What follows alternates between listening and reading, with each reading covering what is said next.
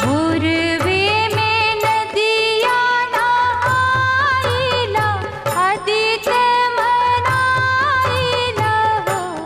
बाबा फुलवा अक्षतवा चढ़ाइला, सब गुण गाइला हो। बाबा फुलवा अक्षतवा चढ़ाइला, सब गुण गाइला हो।